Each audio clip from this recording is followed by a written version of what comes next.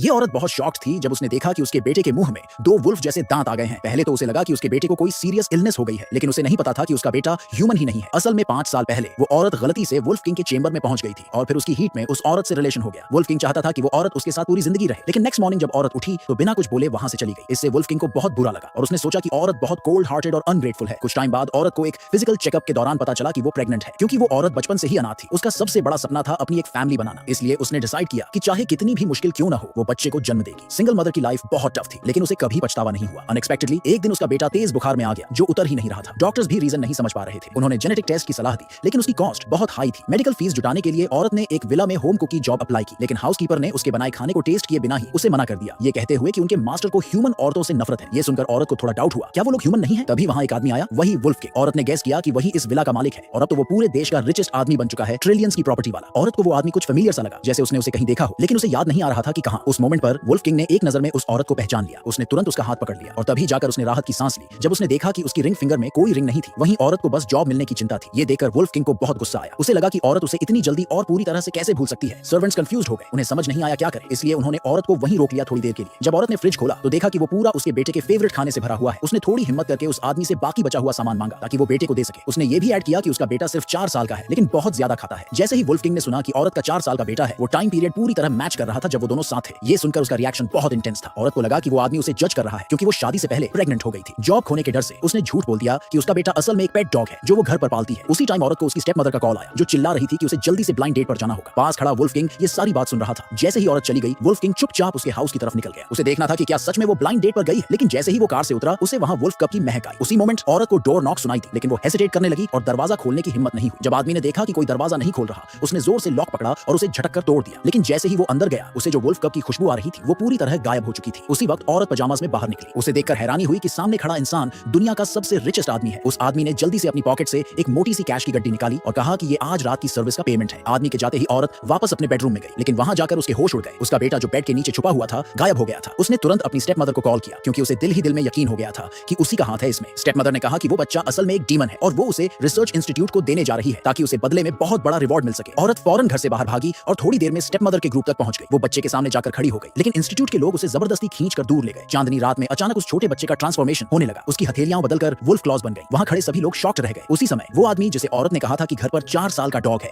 उसे कुछ गड़बड़ लगने लगी। उसे याद आया कि उस दिन उसके घर पर न कोई डॉग दिखा था और न ही उसकी स्मेल आई थी। अब डाउट से भरा हुआ उसने तुरंत अपने असिस्टेंट को भेजा कि जाके दोबारा चेक करो। उधर औरत की हालत बिगड़ती जा रही थी। रिसर्च इंस्टीट्यूट के लोगों ने उसके बेटे को जबरदस्ती उठा लिया था। औरत बुरी तरह लड़ रही थी अपने बेटे को बचाने के लिए, लेकिन एक स्टाफ ने उसे जोर से धक्का देकर जमीन पर गिरा दिया। उसी क्रिटिकल मोमेंट पर वो आदमी वहां टाइम पर पहुंच गया और फिर वो ट्रांसफॉर्म होकर बन गया असली वुल्फ किंग।